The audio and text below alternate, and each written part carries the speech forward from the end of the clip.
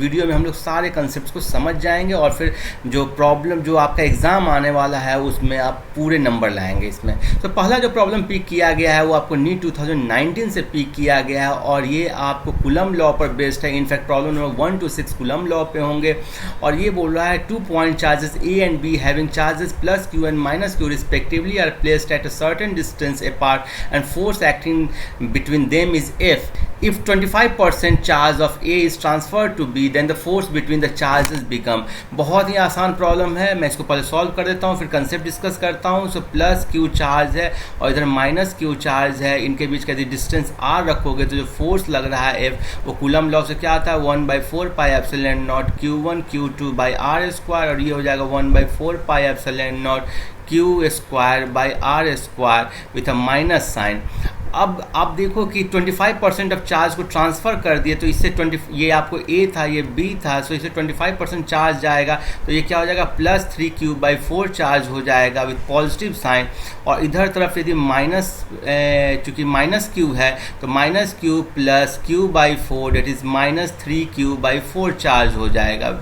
Clear है। सो अब distance R ही है, सो फोर्स यदि नया फोर्स F1 हुआ तो F1 हुआ 1/4 pi epsilon not 3Q/4 into minus 3Q/4 divided by R square. और यहाँ से आप F1/F का रेशियो यदि निकालते हो तो ये क्या आता है 9/16 और F1 is equal to 9/16F। Clear है। अब इससे एसोसिएटेड जो कंसेप्ट है उसको हम लोग देख लेते हैं, कूलम्स लॉ और इफेक्ट ऑफ डाइलेक्ट्रिक या इफेक्ट ऑफ मीडियम का क्या होता है। सो जिनको ये कंसेप्ट क्लियर है वो सीधे नेक्स्ट प्रॉब्लम देखें, अदरवाइज यहाँ पर आप कंसेप्ट समझ लें। सपोज करो कि दो चार्ज है, Q1 है और Q2 है और इनके बीच का यदि डिस्टेंस R है तो फोर्स जो होता है ना फोर्स उसका वैल्यू होता है 1/4 pi epsilon naught Q1 Q2 by R square. ये इसका मैग्नीट्यूड है। अच्छा ये आपको SI यूनिट में है, किस में है SI यूनिट में, जहाँ पर R F Q1 Q2 सब चीज़ SI यूनिट में। यदि CGS यूनिट में होगा तो ये क्या हो जाएगा 1/4 पाई एप्सिलॉन नॉट का वैल्यू की जगह यहाँ पर 1 हो जाता है Q1 Q2 by R square. ठीक है। तो एक तो ये हो गया। फिर दूसरा क्या चाहिए कि फोर्स को यदि वेक्टर फॉर्म में लिखना हो तो कैसे लिखोगे फोर्स वेक्टर होगा 1/4 pi epsilon naught Q1 Q2 by, आपको ये वेक्टर में लिखना है। सो कैसे लिखोगे R square into unit vector in the direction. अब वेक्टर का डायरेक्शन क्या होगा, R12 कैप का मतलब क्या हुआ unit vector of charge 1 with respect to charge 2। So ये आपको चार्ज 1 है और ये चार्ज 2 है, सो इसके रिस्पेक्ट में डायरेक्शन यही होगा। सो R12 का डायरेक्शन ये होगा और फोर्स को आप क्या लिखोगे F12 लिखोगे। क्लियर है। उसी तरीके से मैं यदि F21 लिखूं तो ये क्या होगा 1/4 pi epsilon naught Q1 Q2 by R square R21 cap. ठीक है। सो इस डायरेक्शन में यूनिट वेक्टर होगा R21 कैप।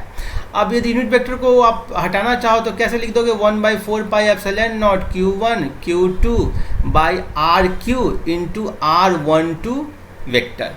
सो ये सब आई थिंक कंसेप्ट तो आपको क्लियर होगा। अब 1/4 पाई एप्सिलॉन नॉट का वैल्यू कितना होता है, इसका वैल्यू होता है 9 × 10⁹ newton metre square by coulomb square. और ये एप्सिलॉन का वैल्यू क्या होता है, एप्सिलॉन का वैल्यू आप निकाल लोगे इसी से सॉल्व करके तो 8.85 × 10⁻⁻12 coulomb square by newton metre square. ठीक है। सो ये हो गया। और इसको कहते क्या है, इसको हम लोग बोलते हैं एब्सोल्यूट परमिटिविटी ऑफ एयर और फ्री स्पेस। इसका मैं डायमेंशन की बात करूं तो इसका डायमेंशन क्या हो, चुकी डायमेंशन भी पूछते हैं सब। सो m-1 L-3T4 A स्क्वायर। ठीक है। सो अब यदि 1/4 पाई एप्सिलॉन का आपसे पूछे कि क्या होगा डायमेंशन तो इसका इन्वर्स कर देना, मीन्स कि ML3T-4 A-2 हो जाएगा। क्लियर है। तो ये हो गया। अब सपोज करो कि यदि मीडियम चेंज कर दिए, इसको किसी मीडियम में डाल दिए, इसको किसी पूरे को किसी मीडियम में डाल दिए जिसका कि आपको डाइलेक्ट्रिक कांस्टेंट K हो या रिलेटिव परमिटिविटी एप्सिलॉन R हो। ये क्या हो गया relative permittivity of medium with respect to air. तो आपको एप्सिलॉन नॉट की जगह, एप्सिलॉन नॉट चूंकि एयर के लिए था, अब आपको क्या कर देना है 1/4 pi epsilon naught into K कर देना है। ठीक है। यदि एप्सिलॉन आर दिया रहेगा तो 1/4 pi epsilon naught into epsilon r कर देना है, बाकी सारे फॉर्मूला सेम हो जाएंगे। सो जहाँ जहाँ पर एप्सिलॉन है उसको बस उससे चेंज कर देना है। और इसमें एक कंसेप्ट और है कि सपोज करो कि ये मीडियम है, ठीक है, ये मीडियम है और यहाँ पर चार्ज Q2 है, यहाँ पर चार्ज Q1 है। तो देखो ये क्या हो रहा है कि आपने फॉर्मूला निकाला 1/4 पाई एप्सिलॉन नॉट के Q1 Q2 by are square आपने निकाला। इसको आप ऐसे भी तो लिख सकते हो 1/4 पाई Q1 Q2 नीचे में epsilon naught r square root के का होल स्क्वायर। सो ये हो गया इफेक्टिवली एयर में जो ये आपको ये इनके बीच का डिस्टेंस है वो क्या हो गया आर स्क्वायर रूट के। देखो ये आर का आपको क्या था, थिकनेस का मीडियम था जिसका डाइलेक्ट्रिक कांस्टेंट के था, और वो इफेक्टिव एयर कितना हो गया, इफेक्टिव एयर स्पेस हो गया आर स्क्वायर रूट के। सो अब यदि मैं इसमें चेंज कर दूं, एक ऐसा बना दूं सिस्टम जहां पर Q1 है और Q2 है, इनके बीच का टोटल डिस्टेंस R है और इस R डिस्टेंस में ये जो मीडियम है जिसका थिकनेस T है, तो नेट डिस्टेंस कितना हो जाएगा, इफेक्टिव डिस्टेंस इनके बीच का R minus T plus T square root के हो जाएगा। इसका डाइलेक्ट्रिक कांस्टेंट के है तो इसके कारण टी स्क्वायर रूट के हो गया। और तो फोर्स आपको निकालेंगे पूछ देगा तो 1/4 pi epsilon naught Q1 Q2 divided by R minus T plus T square root के का होल स्क्वायर। सो ये फिर हो गया आंसर। सो देखो आपको कंसेप्ट क्लियर है तो प्रॉब्लम जल्दी जल्दी बन जाते हैं। आई थिंक ये कंसेप्ट सब समझ गए होंगे कि मीडियम का क्या इफेक्ट होता है। अब हम लोग नेक्स्ट प्रॉब्लम देखते हैं। Problem number 2. Two positive ions each carrying a charge Q are separated by a distance d. If F is the force of repulsion between the ion, the number of electrons missing from each ion will be E being the charge of electron. और यहाँ पर जो हम लोग concept सीखेंगे वो है quantization of charges. देखो कोई यदि चार्ज Q कूलम बोल रहे हो या Q माइक्रो कूलम बोल रहे हो, Q नैनो कूलम बोल रहे हो, कुछ भी बोल रहे हो चार्ज का वैल्यू, तो वो आपको n इंटू आपको इलेक्ट्रॉन के इक्वल होगा। मीन्स कि हर एक चार्ज को इंटीजर मल्टीपल ऑफ इलेक्ट्रॉन के ऊपर जो चार्ज है उसके इक्वल बोल सकते हैं हम लोग कभी ये नहीं बोल सकते Q is equal to plus minus 3/2 electron या plus minus 5000 divided by 29 electron, ठीक है, बिकॉज आपको इंटीजर मल्टीपल होना चाहिए। सो इसी कंसेप्ट का बेस हम लोग यूज़ करेंगे यहाँ पर। सो देखो यहाँ पर दिया है कि दो पॉजिटिव चार्ज है Q उनके बीच का डिस्टेंस D है, तो जो फोर्स लग रहा है वो F है। आपसे पूछा है ये रिपल्सिव फोर्स होगा। सो 1/4 pi epsilon naught Q square by D square हो गया फोर्स का वैल्यू, और ये पूछ रहा है कि आपको नंबर ऑफ इलेक्ट्रॉन मिसिंग कितना होगा। सो देखो यदि कोई एक बॉडी है या कोई एक आयन बोलो, तो आयन क्या है, वो यदि इलेक्ट्रॉन लूज करता है, उससे यदि इलेक्ट्रॉन जाता है तो उस पर पॉजिटिव चार्ज आता है। यदि वो मान लो n इलेक्ट्रॉन लूज किया है तो टोटल जो चार्ज उसके ऊपर आएगा वो क्या आएगा, n इंटू ई, ठीक है। मीन्स कि यदि n इलेक्ट्रॉन बॉडी लूज करता है तो उसके ऊपर जो चार्ज आएगा वो क्या आ जाएगा, प्लस NE। क्लियर है। सो और यही प्लस NE आपको Q के इक्वल है। सो यहाँ से आ जाएगा Q square is equal to F into 4 pi epsilon naught D square, और यहाँ से Q आ जाएगा square root 4 pi epsilon naught D square into F, और ये NE के इक्वल है। सो क्लियरली यहाँ से n का वैल्यू हो गया square root 4 pi epsilon naught D square F by E, and that is आप बोल सकते हो 4 pi epsilon naught D square F by E square. So option देखोगे तो ऑप्शन सी करेक्ट है। कभी कभी आपसे ऐसे भी पूछता है कि सपोज करो कि आपसे बोले कि 5 माइक्रो कूलम में टोटल नंबर ऑफ इलेक्ट्रॉन्स कितने होंगे, तो ये आप निकाल दोगे 5 इंटू 10⁻⁻6 कूलम चार्ज हो गया, और एक इलेक्ट्रॉन का चार्ज होता है 1.6 इंटू 10⁻⁻19। सो इसे डिवाइड करोगे तो आ जाएगा। क्लियर है, बिकॉज आपको नंबर ऑफ इलेक्ट्रॉन्स निकालने। ऐसे ही आपसे बोले यदि 5 मिली कूलम तो क्या लिखोगे, 5 इंटू 10⁻³ और उसमें नंबर ऑफ इलेक्ट्रॉन्स निकालना है तो 1.6 इंटू 10⁻19 से डिवाइड कर दोगे। यदि आपसे बोले 5 नैनो कूलम तो क्या लिखोगे, 5 इंटू 10⁻9 डिवाइडेड बाई 1.6 इंटू 10⁻19। यदि आपसे पूछे 5 पिको कूलम तो एक पिको कूलम कितना के इक्वल होता है, 10⁻⁻12 के, और आप 5 की बात करो तो 5 से आप मल्टीप्लाई कर दोगे 1.6 इंटू 10⁻19। सो इस तरीके से ये जो नंबर ऑफ इलेक्ट्रॉन्स के प्रॉब्लम को सॉल्व करते हैं। क्लियर है, आगे बढ़ते हैं, नेक्स्ट प्रॉब्लम देखते हैं। नेक्स्ट प्रॉब्लम बहुत अच्छा प्रॉब्लम है, ये आपको एम्स 2003 से पिक किया गया है। 3 charges are placed at the vertices of an equilateral triangle of side A as shown in the below figure. The force experienced by charge placed at vertex A in the direction normal to BC। मैं figure बना देता हूँ, फिर आपको समझा देता हूँ problem, फिर जो कंसेप्ट है वो भी हम लोग समझ लेंगे। सो ये पॉइंट है B, ये पॉइंट है C, ये पॉइंट है A। यहाँ पर चार्ज प्लस क्यू है, यहाँ पर चार्ज माइनस क्यू है, यहाँ पर चार्ज प्लस क्यू है, और ये आपको बोल रहा है कि नॉर्मल लाइन, ये जो है ना नॉर्मल, इस डायरेक्शन में क्या फोर्स इस चार्ज A पर लग रहा है। सो क्लियरली ये एंगल आपको 30 डिग्री है। अब इस पर दो फोर्स लग रहे होंगे A पर, एक होगा due to charge at B और ये इस डायरेक्शन में होगा, इसको आप बोलो F1, और दूसरा फोर्स है ये आपको due to charge at C और ये रिपल्सिव होगा, सो इस डायरेक्शन में होगा, और इसको आप बोल देते हो F2। यहाँ पर देखो F1 is equal to F2, यदि मैग्नीट्यूड की बात करोगे तो वो क्या होगा 1/4πε0 Q स्क्वायर बाई, ये यदि इक्विलेटरल ट्रायंगल का साइड A है तो Q square by A square. Clear है। अब आपको निकालना है कि इस डायरेक्शन में क्या फोर्स लग रहा है, इस डायरेक्शन में। सो इस डायरेक्शन में फोर्स निकालने के लिए आप पहले नेट फोर्स निकालो, उसका कंपोनेंट इस डायरेक्शन में क्या है वो देख लेते हैं। यदि ये एंगल, पहले देखो ये एंगल कितना होगा, ये एंगल होगा 120 डिग्री, क्योंकि टोटल एंगल है आपको 180 डिग्री, उसमें से 60 डिग्री एंगल हट गया, ये 60 डिग्री तो 120 डिग्री है, और चूंकि इक्वल फोर्स है तो बीच में होगा, बीच में होगा मीन्स कि इससे ये 60 डिग्री बनाएगा। मैं यहाँ पर फिगर फिर से दिखा देता हूँ ताकि आपको समझ में आए। देखो ये एंगल है 30 डिग्री, और ये जो है ना फोर्स, ये 120 था, इसके जस्ट यहाँ पर है, यहाँ पर एंगल 60 डिग्री आया, तो 60 + 30 90 डिग्री मीन्स कि नेट फोर्स जो लग रहा है, चूंकि दोनों इक्वल फोर्स है तो ये इस डायरेक्शन में होगा और इस नॉर्मल से 90 डिग्री बना रहा है, इस डायरेक्शन में F नेट होगा। So force experienced in a direction normal to BC क्या हो जाएगा, 0 हो जाएगा, आंसर C हो जाएगा। क्लियर है। सो ये प्रॉब्लम तो सॉल्व हो गया। अब मल्टीपल जो चार्जेस के कारण क्या फोर्स होते हैं, इसके लिए आपको वेक्टर एडिशन करना पड़ेगा। किसी भी चार्ज पर नेट फोर्स निकालना हो F नेट, तो इंडिविजुअल जो उस चार्ज पर फोर्स लग रहा है उसको निकाल लोगे और सबको वेक्टरली आप ऐड कर दोगे। और वेक्टर का एडिशन कैसे करोगे, देखो दो वेक्टर के लिए आप देखो, आपको मालूम है आप किसका यूज़ कर दोगे, आप पैरेललोग्राम लॉ का यूज़ कर सकते हो। लाइक यदि दो फोर्स है, एक फोर्स F1 हो, एक F2 हो, और ये एंगल इनके बीच का थीटा होगा, तो जो रिजल्टेंट होगा F नेट, ये F नेट है और इसका मैग्नीट्यूड होता है F1 square plus F2 square plus 2F1 F2 cos theta, जहाँ थीटा इनके बीच का एंगल है। और जो रिजल्टेंट यदि F1 से अल्फा एंगल बना रहा है तो tan अल्फा होता है आपको F2 sine theta divided by F1 plus F2 cos theta. अब चाहोगे तो यहाँ से भी चेक कर लोगे तो ये आ जाएगा कि ये जो एंगल है ना, ये F1 से 60 डिग्री बना रहा है। ऐसे ये क्लियर है कि ये चूंकि इक्वल फोर्सेस हैं तो ये हाफ ही होगा। क्लियर है।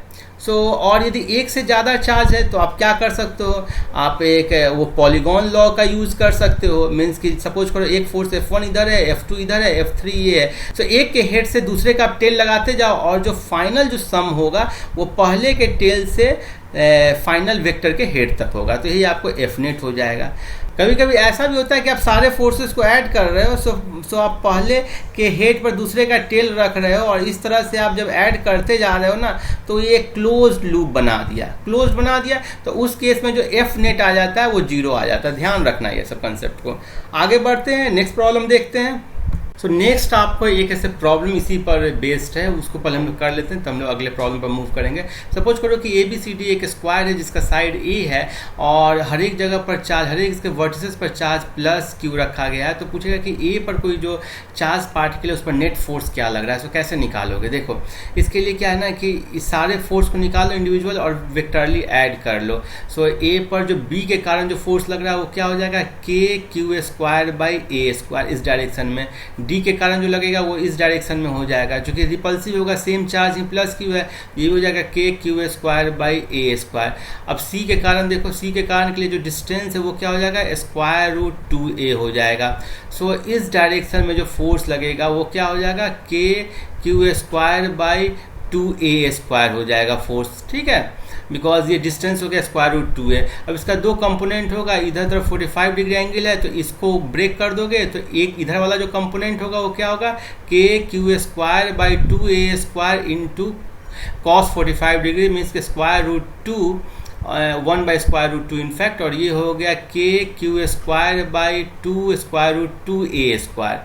और इस तरफ जो दूसरा वाला कंपोनेंट होगा वही सेम होगा, के Q square by 2 square root 2a square. तो इस पर जो नेट फोर्स लगा ना वो इन दोनों फोर्स का आपको वेक्टर एडिशन लेना है। मीन्स की हो जाएगा आपको दो फोर्स लगा नेट, एक इस तरफ लगा आपको के Q square by a square और 1 प्लस 1 बाई 2 स्क्वायर रूट 2, और इस तरफ भी आपको इतना ही फोर्स लगेगा।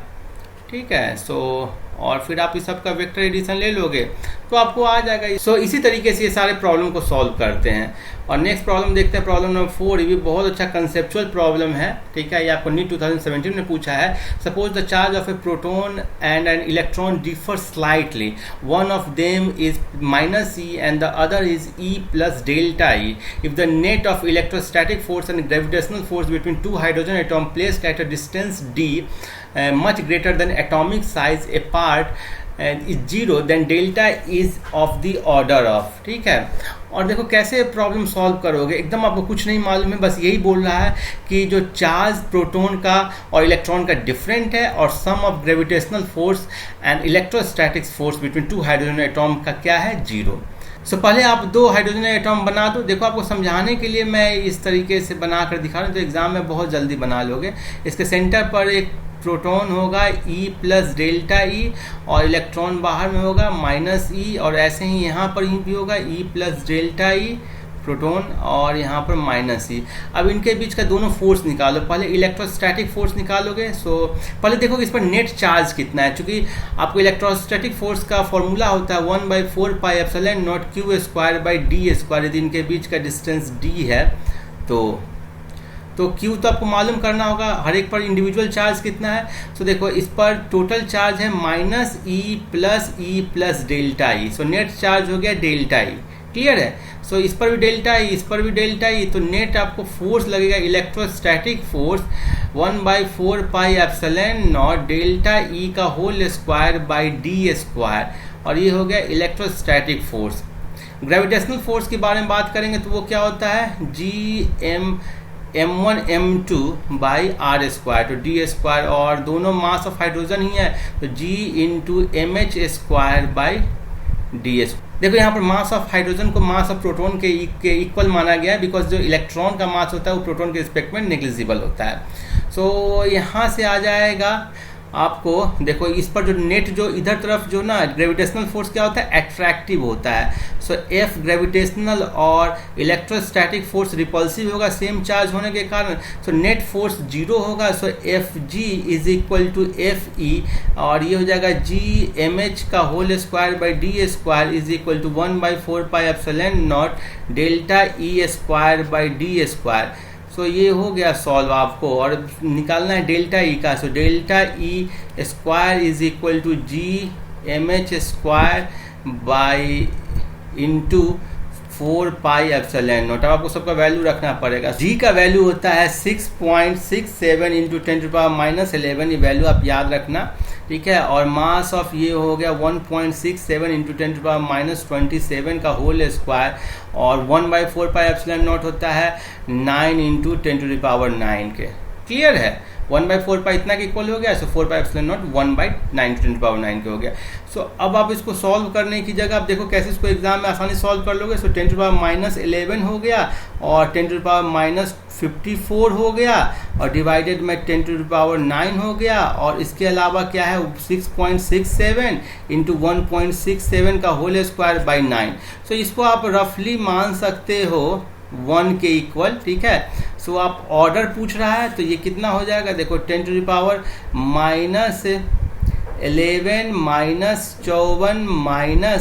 -9 डेट इज हो गया 10⁻74। सो डेल्टा ई स्क्वायर हो गया 10⁻74 के ऑर्डर का। तो डेल्टा ई ऑर्डर हो जाएगा 10⁻37 ऑर्डर का। सो ये थोड़ा कंसेप्चुअल प्रॉब्लम था। एग्जाम में आपको सीधे यहाँ से स्टार्ट करना होगा और थोड़ा माइंड में ये कैलकुलेशन करना होगा कि एफ ई कैसे कैलकुलेट करेंगे यहाँ पर। अब इसमें हम लोग थोड़ा एक कंसेप्ट भी देख लेते हैं कि अलग अलग टाइप के जो फोर्सेस होते हैं, इस पर कभी ऑब्जेक्टिव पूछ देता है कि gravitational force, electrostatic force, nuclear force, इनके बीच का रिलेशनशिप में। तो देखो ग्रेविटेशनल फोर्स क्या होता है, अट्रैक्टिव होता है, कंजर्वेटिव होता है, फॉर्मूला ये है, लॉन्ग रेंज का होता है, और इसके रिलेटिव स्ट्रेंथ को यदि 1 माना जाए तो बाकी सब फोर्स का जो स्ट्रेंथ इसके रिस्पेक्ट में ये दिया गया है। तो आप देख सकते हो कि स्ट्रॉन्गेस्ट फोर्स आपको न्यूक्लियर फोर्स है, और यदि बीटा डीके की बात की जाए तो ग्रेविटेशन के रिस्पेक्ट में 10⁻24 वो उस ग्रुप में होता है। और देखो इन सब का रेंज है, ये जहाँ लॉन्ग रेंज है, इलेक्ट्रोस्टैटिक फोर्स भी आपको लॉन्ग होता है, अप टू फ्यू किलोमीटर्स होता है, जबकि जो न्यूक्लियर फोर्स है वो बहुत शॉर्ट होता है, in the order of nuclear size 10⁻15 metre, और बीटा डीके ये सब फोर्स सब भी 10⁻15 मीटर के रेंज में होता है। न्यूक्लियर फोर्स का एग्जैक्ट एक्सप्रेशन नहीं पता है, और इलेक्ट्रोस्टैटिक फोर्स का फॉर्मूला आपको कूलम्ब लॉ से आ रहा है, अट्रैक्टिव हो सकता है, रिपल्सिव हो सकता है, और दोनों कंजर्वेटिव फोर्स। ये बहुत इंपॉर्टेंट कंसेप्ट है कंजर्वेटिव का, इसको हम लोग आगे देखेंगे। Problem number 5, two pith balls carrying equal charges are suspended from a common point by a string of equal length. The equilibrium separation between them is r. Now the string are rigidly clamped at half the height. The equilibrium separation between the balls now become. ये आपको NEET 2013 से pick किया गया है। और देखो conceptual problems है, आप सोचोगे कि बहुत इजी प्रॉब्लम आते हो है नीट में, तो ऐसा नहीं है, कंसेप्चुअल प्रॉब्लम्स आते हैं, सो आपको सॉल्व करने आना चाहिए। तो देखो इक्वल चार्जेस है, सपोज करो क्यू इक्वल चार्ज है, और ये एक ना आपको इक्विलिब्रियम सेपरेशन के बीच का आर डिस्टेंस है, ये एंगल थीटा है, तो इक्वेशन क्या बनेगा। आप फोर्स डायग्राम देखो, यदि इसमें टेंशन टी है तो ऊपर में क्या होगा, टी कॉस थीटा होगा, बिकॉज ये एंगल थीटा है तो ये एंगल भी थीटा होगा, और आपको इस तरफ जो टेंशन लगेगा वो क्या होगा, टी साइन थीटा, ठीक है। और फिर इस पर नीचे की तरफ इसका मास m है तो नीचे की तरफ फोर्स mg लगेगा, और इस तरफ फोर्स क्या लगेगा, इलेक्ट्रोस्टैटिक फोर्स, जो ये वाला चार्ज q इस पर जो रिपल्सिव फोर्स लगाएगा वही होगा।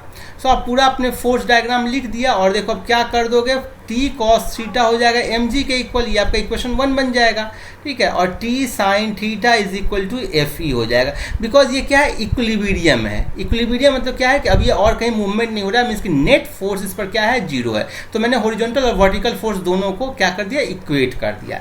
सो अब यहाँ से क्या हो जाएगा, यहाँ से आ जाएगा tan theta is equal to F E by M G, and F E का वैल्यू होगा 1/4 pi epsilon naught Q square by are square by M G. और tan थीटा का वैल्यू क्या है, देखो tan थीटा हो गया ये, यदि आप r है टोटल तो r/2 डिवाइडेड बाई वाई, सो ये हो गया r/2 डिवाइडेड बाई वाई। सो आपका जो इक्वेशन बन के आया वो आया r/2 divided by Y is equal to 1/4 pi epsilon naught Q square by are square divided by M G. ये आप इक्वेशन 3 बोल दो। अब सेकंड केस देखो, जो सेकंड वाला फिगर है वो देखो, सेकंड वाले फिगर में आप मान लो कि सेपरेशन यदि r डैश हो गया है और हाइट इसका y/2 हो गया, तो इसी टाइप से इक्वेशन रखोगे तो क्या हो जाएगा, r'/2 डिवाइडेड बाई y की जगह क्या हो जाएगा, y/2 is equal to 1/4 pi epsilon naught Q square by r dash का whole square divided by M G. Clear है, ठीक है। इसी तरीके से आप एंगल देखोगे तो यहाँ पर थीटा की जगह थीटा 1 हो जाएगा, तो ऐसे आ जाएगा। तो ये आपको इक्वेशन 2 हो गया, इक्वेशन इनफैक्ट 4 हो गया। अब आप 4 डिवाइडेड बाई 3 कर दो, बिकॉज आपको r डैश का वैल्यू निकालना है r के टर्म में। सो 4 डिवाइडेड बाई 3 करोगे तो क्या हो जाएगा, हो जाएगा r dash by Y divided by r/2y, ठीक है, इज इक्वल टू, ये एम जी कैंसिल हो गया, 1/4 पाई एप्सिलॉन नॉट कैंसिल हो गया, तो ये हो जाएगा 1/r डैश का होल स्क्वायर 1/r स्क्वायर। तो ये हो गया r square by r dash का होल स्क्वायर। तो देखो कितना आसानी से ये कहाँ तक आप देख रहे हो, इसमें सॉल्व बस करना है आपको। तो ये हो गया r dash by 2r dash by r is equal to r square by r dash का होल स्क्वायर। ये हो गया r डैश का power 3 is equal to r³ by 2, और r dash is equal to r/2 का power 1/3। सो यही आ गया आपको। अब आप ऑप्शन देख लो, तो ऑप्शन आपको ये डी करेक्ट हो जाएगा। सो आंसर होगा डी। अब इसमें इसके अलावा और कोई कंसेप्ट नहीं होता स्ट्रिंग में। कभी कभी क्या होता है, काम यहाँ पर यह आ जाता है कि फॉर स्मॉल एंगल के लिए जब रहेगा ना, तो अप्रॉक्सीमेशन एक काम आ जाता है। और अप्रॉक्सीमेशन क्या है, sine theta is approximately equal to tan theta is approximately equal to theta. So इस अप्रॉक्सीमेशन का कभी कभी यूज हो जाता है। क्लियर है? आगे बढ़े, नेक्स्ट प्रॉब्लम देखते हैं। नेक्स्ट प्रॉब्लम आपको प्रॉब्लम नंबर 6 है। इसमें हम लोग इक्विलिब्रियम के कंसेप्ट को समझेंगे। Point charge plus 4q minus q and plus 4q are kept on x axis at point x is equal to 0, x is equal to a and x is equal to 2a। So ये x is equal to 0 point है। So यहाँ पर रखा गया plus 4q charges, फिर x is equal to a है, ये यहाँ पर रखा गया है माइनस q चार्ज, और यहाँ पर है x is equal to 2a, यहाँ पर फिर प्लस 4q चार्ज रखा गया है। आपसे पूछ रहा है कि कौन स्टेबल इक्विलिब्रियम में होगा, या सभी अनस्टेबल इक्विलिब्रियम में होंगे, या कोई इक्विलिब्रियम में नहीं होगा। सो बेसिकली इस सारे चीज़ को देखने के लिए आपको एक बार सब पर फोर्स निकालना होगा। सो मान लेते हैं, मैं यदि इसको मान लेता हूँ a इस पॉइंट को, b इस पॉइंट को c, तो force at charge placed on A FA हो जाएगा। इस पर इस माइनस q के कारण अट्रैक्टिव फोर्स लगेगा और 4q के कारण रिपल्सिव फोर्स लगेगा। तो अट्रैक्टिव फोर्स का वैल्यू होगा 1/4 pi epsilon not 4q square by a square, और रिपल्सिव फोर्स का वैल्यू होगा 1/4 pi epsilon not 16q square by 4a square, that is 1/4 pi epsilon not 4q square by a square. So attractive force आपको repulsive force के equal है।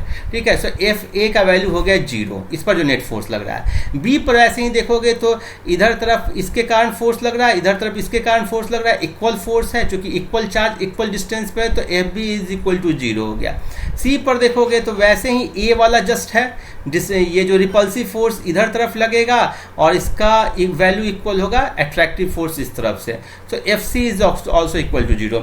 तो ये ना तीनों बॉडी पर नेट फोर्स आपको क्या आ रहा है, 0 आ रहा है। तो क्या ये इक्विलिब्रियम में होगा? तो यस, ये सब इक्विलिब्रियम में है, but they are not in stable equilibrium. आपको मालूम है कि स्टेबल इक्विलिब्रियम क्या है? स्टेबल इक्विलिब्रियम क्या है कि यदि इक्विलिब्रियम पोजीशन से ऑब्जेक्ट को थोड़ा सा मूव करे ना, तो फिर से उसी पॉइंट पर आ जाए। लाइक सपोज करो यहाँ पर कोई बॉल को रखो, थोड़ा सा ऊपर रखोगे तो अल्टीमेटली ये फिर गिर करके यहीं पर आ गया, तो ये स्टेबल इक्विलिब्रियम हो गया। अनस्टेबल इक्विलिब्रियम क्या है कि यहाँ पर रुका हुआ है, नेट फोर्स 0 है, मूवमेंट नहीं है, लेकिन हल्का सा भी मूवमेंट दोगे ना तो ये धीरे धीरे करके ये अपना जो इक्विलिब्रियम के पोजीशन को छोड़ देगा। तो ये हो गया अनस्टेबल इक्विलिब्रियम। और जो न्यूट्रल इक्विलिब्रियम क्या हुआ कि आपको जैसे यहाँ पर रखा गया, थोड़ा सा मूवमेंट दे दोगे तो एक उस पॉइंट पर नेक्स्ट इक्विलिब्रियम पॉइंट पे आ जाएगा, इक्विलिब्रियम पॉइंट शिफ्ट हो जाएगा। सो क्लियरली यहाँ पर यदि एक चार्ज पार्टिकल को थोड़ा सा भी मूव करोगे ना, तो उसका इक्विलिब्रियम में वो नहीं रहेगा, फिर से वो अपने इक्विलिब्रियम पॉइंट तक नहीं आ पाएगा। So all the charges are in unstable equilibrium, और इसका आंसर सी होगा।